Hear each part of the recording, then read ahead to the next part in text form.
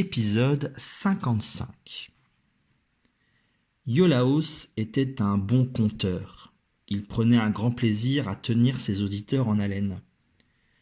Ce soir-là, la nuit tombait doucement sur Athènes lorsqu'il finit de raconter à Thésée et aux deux enfants les aventures de Dédale. Le roi Cocalos avait plusieurs petites filles et toutes adoraient Dédale, car depuis qu'il avait trouvé refuge chez elles, il n'avait cessé de leur fabriquer de magnifiques jouets. Elles coururent le prévenir du danger qui le guettait. « Dédale, le roi Minos est au palais. Notre père va te livrer demain, » dit l'une. « Et tu ne peux pas t'enfuir, » s'exclama une autre, en pleurs. « Il a posté ses gardes tout autour du palais. » À ces mots, Dédale avait pâli. Il ne serait jamais tranquille tant que Minos vivrait. Alors, il décida de se faire aider par les fillettes pour se débarrasser définitivement de Minos. Quelques minutes plus tard, la plus âgée des filles conduisait Minos dans sa chambre. « Oh, vous devez être fatigué par votre voyage, lui dit-elle. Nous allons vous préparer un bon bain chaud. » Minos accepta volontiers et entra dans un grand baquet qui avait été installé au milieu de la pièce. Alors, à l'aide d'un long tuyau venu du plafond, les filles de Cocalos versèrent de l'eau bouillante sur Minos. Inutile de vous dire que Minos ne sortit pas vivant de ce bain. Les filles de Cocalos poussèrent des hurlements et racontèrent qu'un terrible accident était arrivé. Le roi Minos avait trébuché et basculé dans l'eau qui chauffait pour son bas. Leur père ne fut pas dupe, mais c'est ce qu'il raconta comme version officielle. Quant à Dédale, il jugea plus prudent de quitter la Sicile. Et où se rendit-il? Vous ne devinez pas?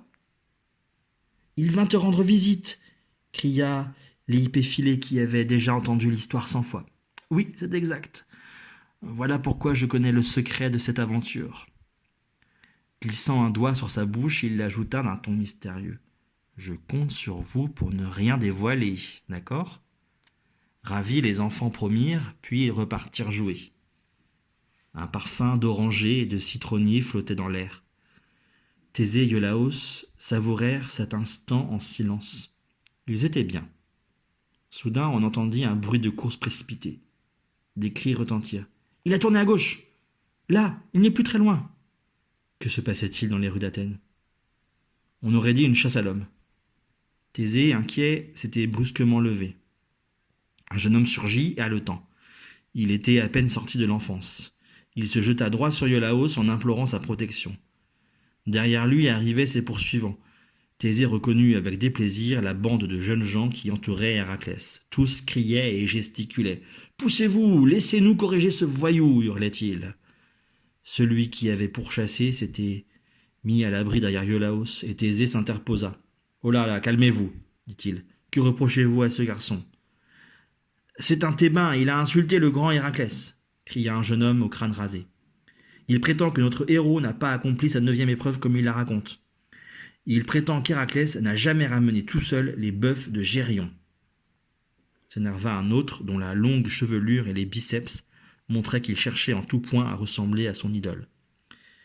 Thésée, agacé, rétorqua. « Et alors, dans cette cité, chacun est libre de sa parole, non ?» Un murmure de protestation parcourut la petite bande. Manifestement, ils n'étaient pas prêts à lâcher leur proie. Ils cherchaient la bagarre. Alors Thésée dégaina son épée et les mit en garde.